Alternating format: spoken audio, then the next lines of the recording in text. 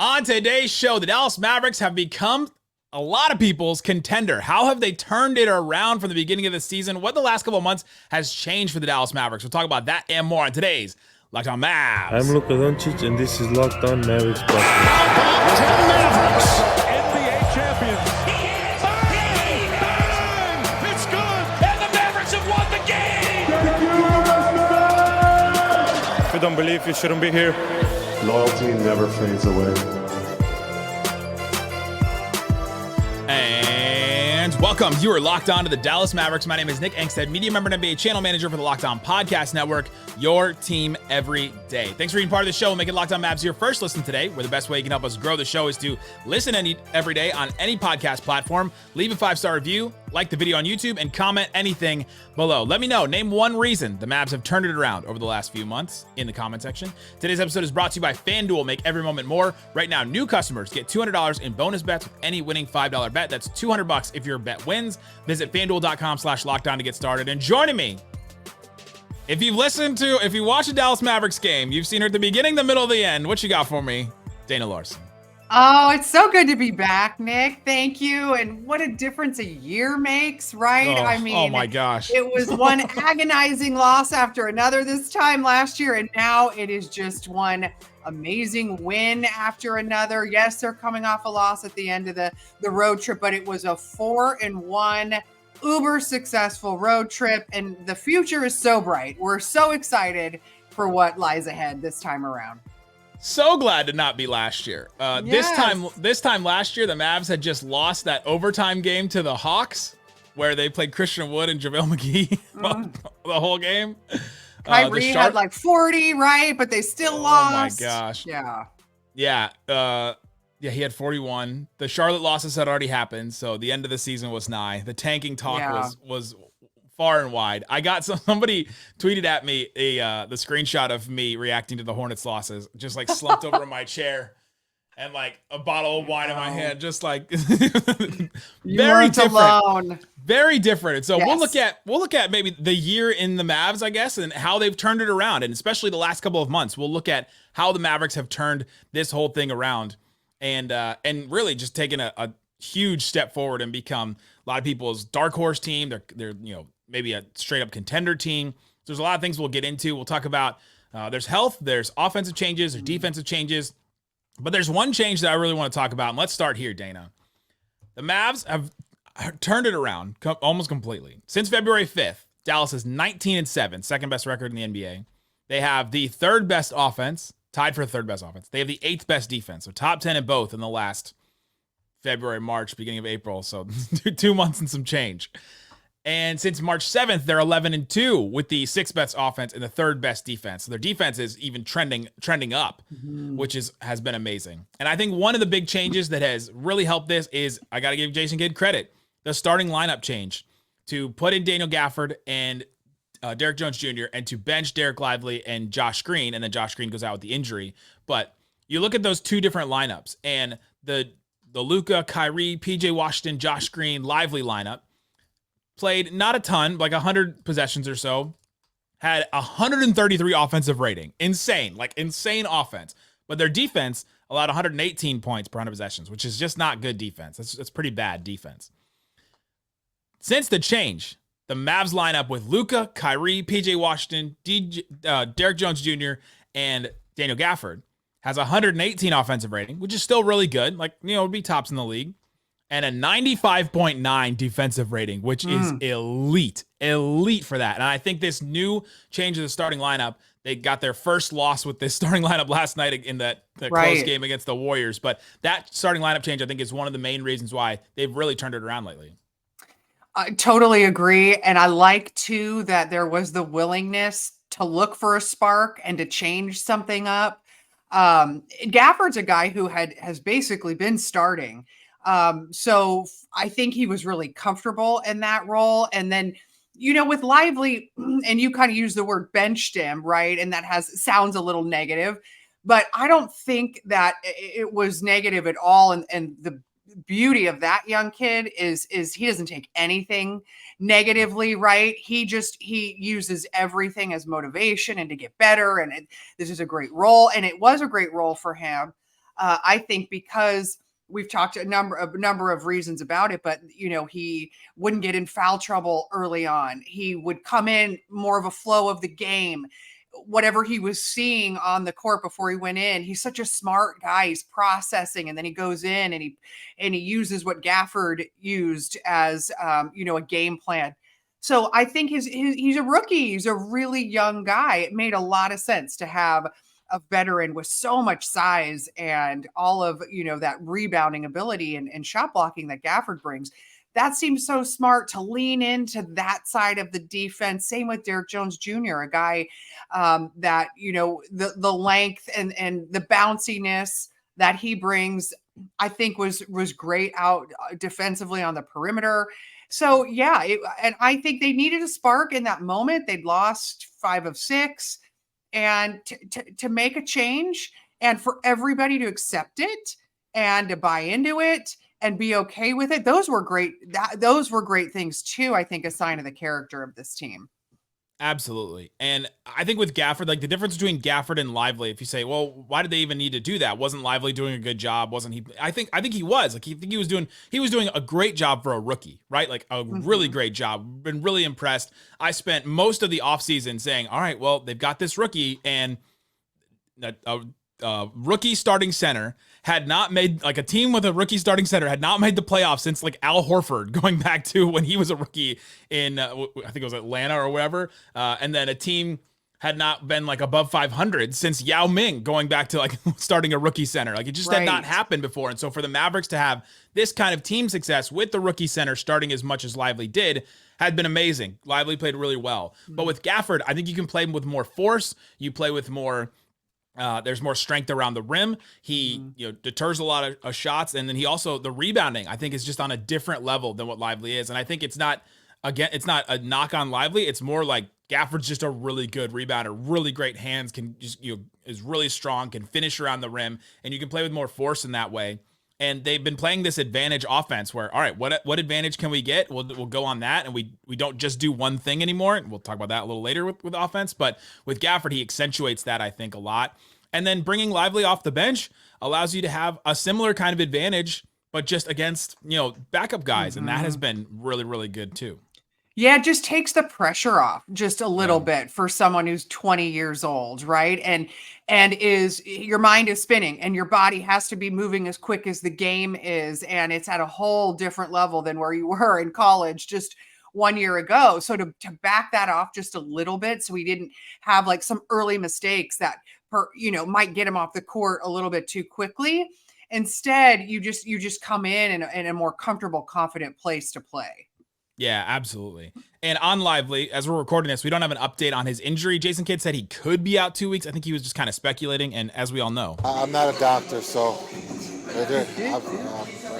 I don't know.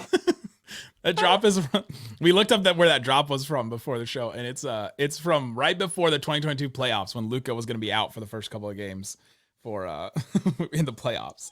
Let's not even bring that back up, though, right? We don't even want to remember that happening. But I always want to remember Jason Kidd. I'm not a doctor, so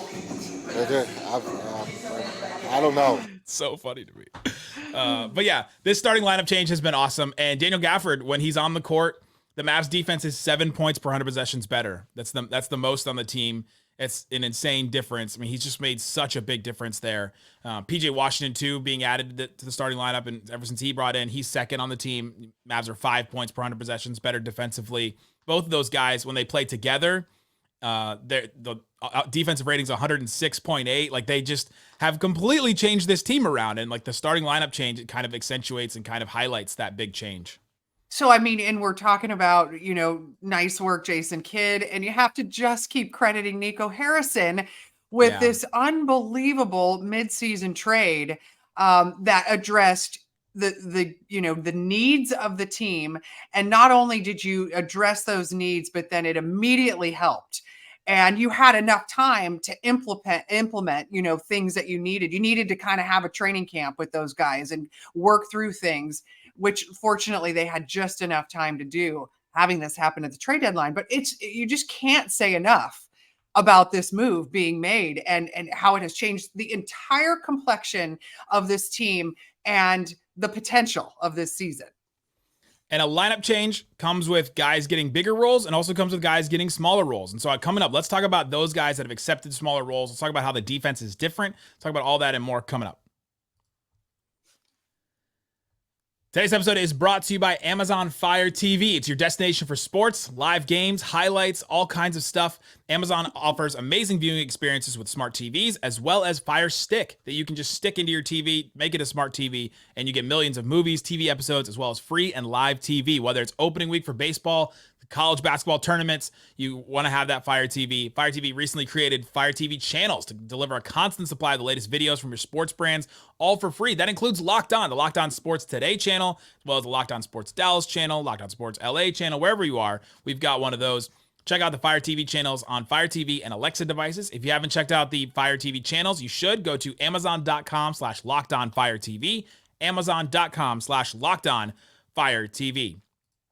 Also brought to you by FanDuel. FanDuel Sportsbook is the #1 sportsbook in America. The calendar is loaded right now. We're almost headed to sports equinox right now. $200 if you put it down and you get it. If you put down a bet right now, $5 bet, you win. You get $200 in bonus bets.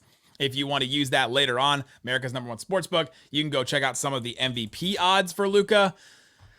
I don't know. Not looking so good for Luka to actually win the award if you look at ESPN's straw poll. But if you want to put some money down on that, you can. Luka is plus 850. Oh my gosh, that number changed an insane amount in a couple days.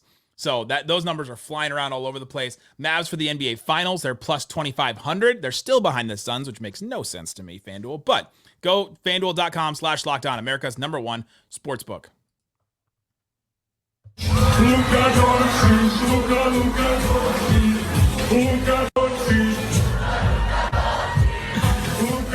Thanks everybody for hanging out with us on Locked On Mavs, being part of this show, part of the Raccoon Squad, listening every day. If you want to support the show more, join over 300 that are getting text and are getting text alerts from me on Mavs stuff. I'll send updates, injury updates, things like that. You get text straight to your phone, and I appreciate each and every one of you that has done that. Bonus content as well on there. So subscribe to the subtext, click the link in the description, or text the number. US and Canada only. Sorry, Europe. I tried to get them. I went up the ladder as far as I could in the subtext land, and I did not get Europe added yet. So how am I gonna text you when I am traveling in Europe? Oh my gosh. Well, you got a US number, fine. so that's all right. Okay. All as long as you got one of those.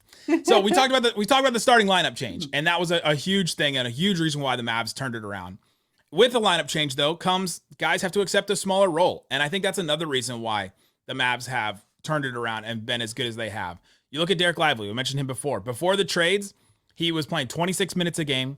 He started 35 of 36 games, and the only time he didn't start was that very first game against the Spurs when he came off the bench, and it was basically just a decision to not put as much pressure on him right away, and then he played amazing that first game.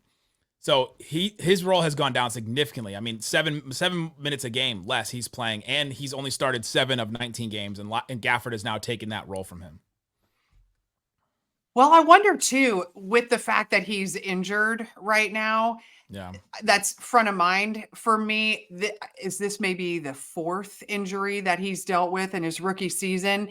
And when you look at the chunks of games, we've gotten, 10 games and then he's out for a few. And then there was a nice stretch where he maybe played, 16 of 17, but then he had another injury.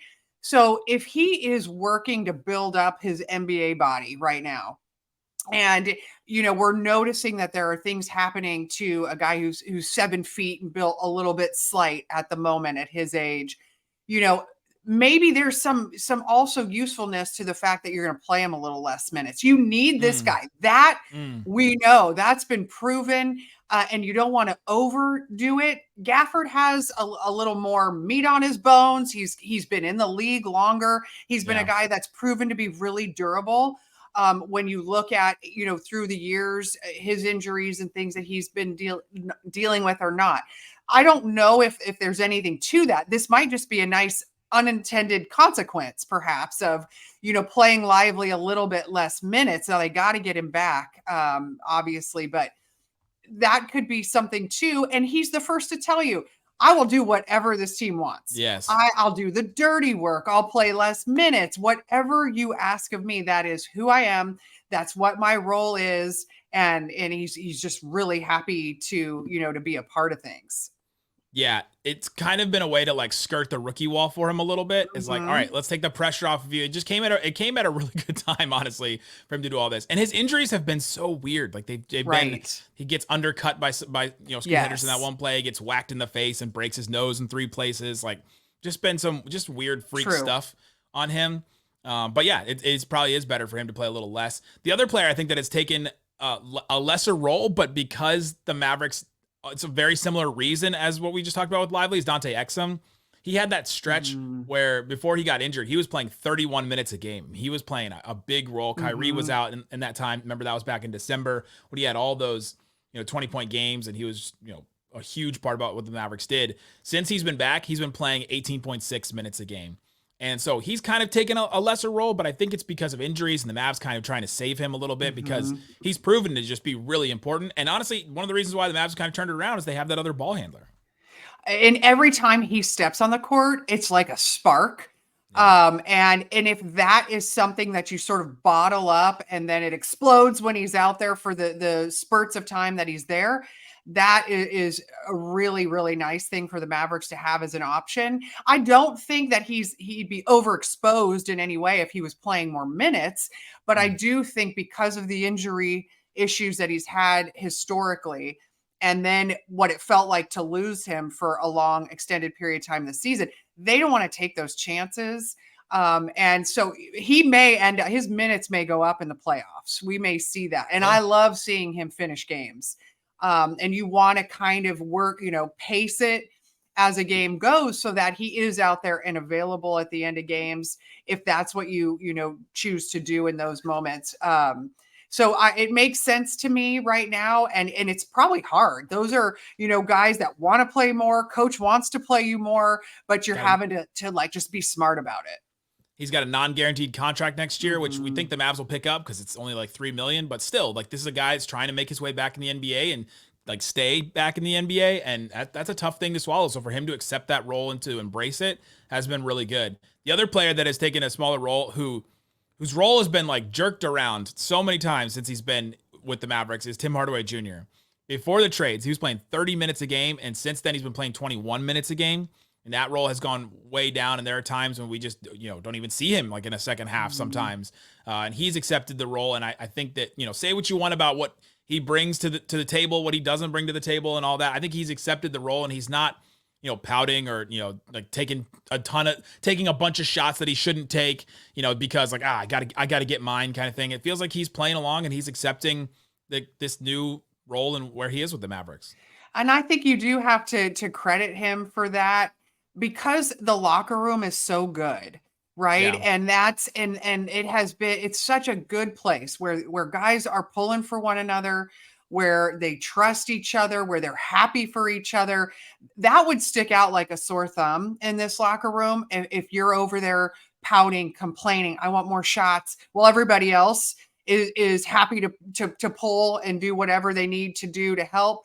So I think it's smart. You want to be a part of something good. People are, Luka's starting to describe this as special. This team has something special going. Like you want to be a part of it, and yes, if it's in a lesser role, but you don't want to be completely X'd out of that role because you're the cancer in the room. Right. So I think that, everybody has to just like be smart about it. Enjoy where you're at, be glad you've got a good group of guys around you, and that this is a positive, season right now.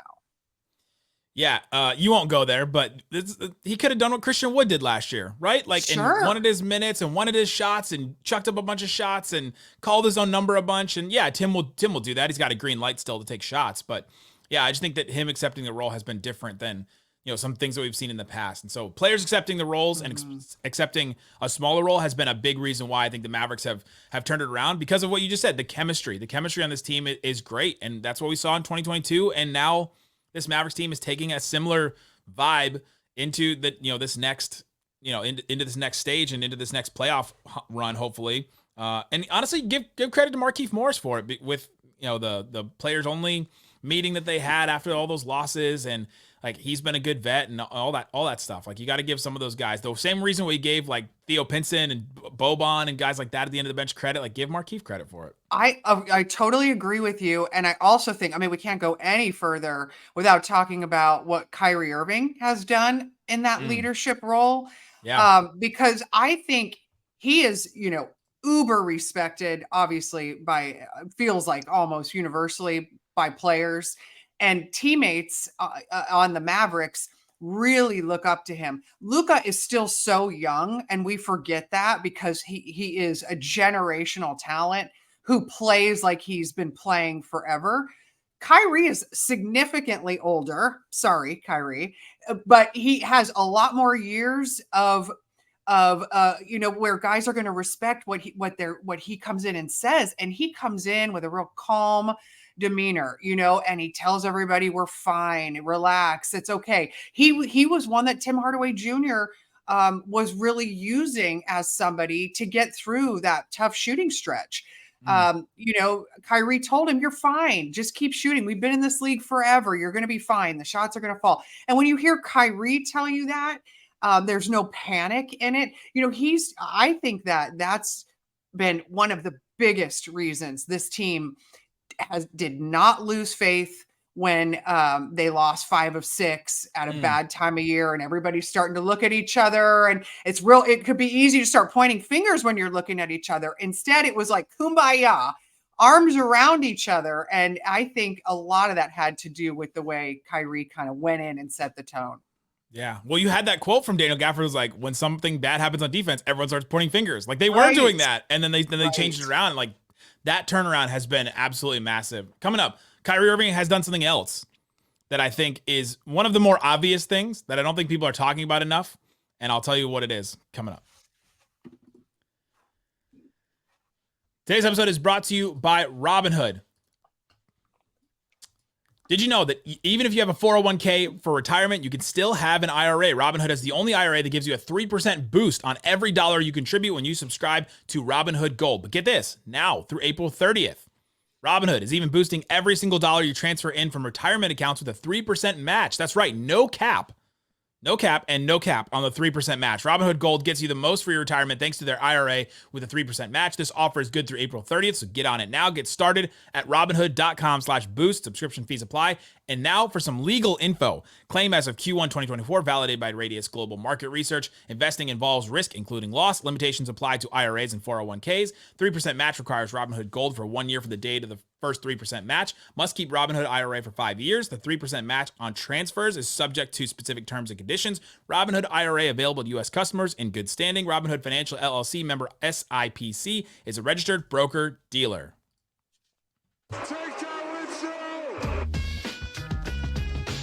All right, Dana, there's something that Kyrie Irving has done recently that he hasn't done in a long time. There's a couple things, but there's one specific thing that's very obvious. The reason why the Mavericks have turned it around, he's played 26 straight games. Yes. Do you want to take a guess on when the last time Kyrie Irving played 26 straight games? I mean, how far do we have to go back? 2018? 2016? The 2015-16 season. Wow. He played 21 straight games in the playoffs, and he played 42 straight games during that regular season. Do you remember what happened in 2016? He hit the shot, and they won the finals yes. in that season. But 42 straight games in the regular season. He has not played more than the last time he played 20 straight games in a regular season was the 2016-17 season. So right after that, he played 22 straight games to start the season. But he has not played this many straight games in 8 years. I mean, it's been a really long time, and his health has really helped the Mavericks turn it around. It makes you just say, wow, if he had been able to play all season long. I know. And you could say that about a lot of things, obviously, but it's really like sped up his relationship with Luka, right? I mean, now they've got this incredible working relationship on the court and what appears to be really, really good one off the court too.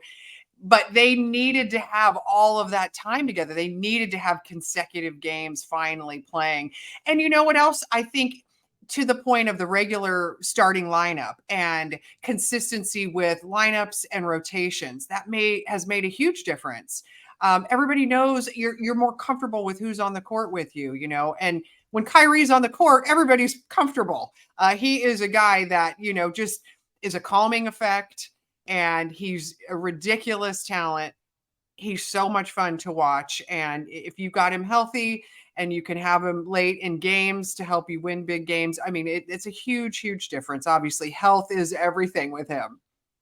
The other thing that he's done that he hasn't done ever in his career is he has 6 dunks this season. He got one the other night against the Warriors. 6 dunks. He has not had more than 4 dunks in any season in the NBA. He hasn't had 4 dunks in a season since 2015. That was the last time. I mean, he has like turned back the clocks, and maybe it's just because of the Mavs, advantage offense. They're just trying to find advantage somewhere, and he's found these, cuts backdoor and things like that, and Luka will find him. But man, it's insane that he has more dunks this season than ever in his career. It is. I saw him described as Benjamin Button in an article. Yeah. And he's like aging backwards, but he's also a guy that takes insane care of himself, has a very regimented diet, doesn't drink during the season, is constantly, working, straight to the training room, whatever it is that he needs, all of the things that he does to take care of himself.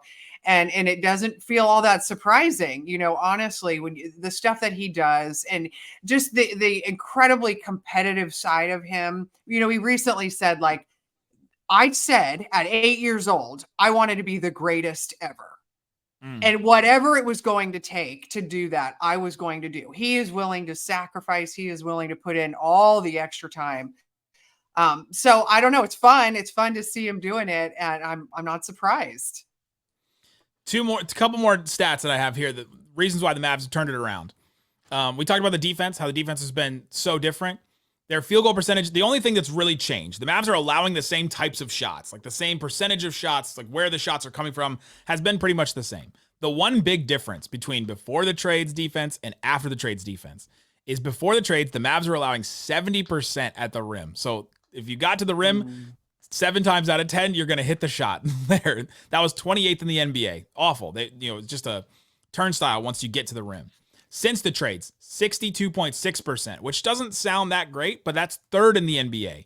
The rim has been put on lockdown now with Gafford and Lively, and the Mavs perimeter defense being better. And that has been such a big change. When you shut down the rim and shut down some of the easy stuff, it makes everything else harder. And I think that's one big change too, that has helped this Mavericks team turn it around. Oh, it's massive. It's absolutely massive. Cause I felt like when you watched and teams scoring at the rim at will so easily was so deflating. Because it tells you there is nothing we can do offensively to outscore that. Like how we've got to score 140 a game, because so easily they were scoring 125, 130 or whatever it was. I think they allowed 129 points a game during that 6-game stretch where they lost 5. I believe it. 5 of the 6. And it's just like, it's so frustrating. And you think, great, my offense is supposed to be my defense. Well, forget it. It's like too much to ask. And to just have to step that back enough to know that teams it's going to be more difficult on them. It's dramatically, it's a huge shift in the way you play, the way you think about the way games are going to go. It really is. It's massive. Rebounding matters. I don't know if you've heard this on this podcast before and heard maybe the alternative on this podcast before. Shout out to Isaac.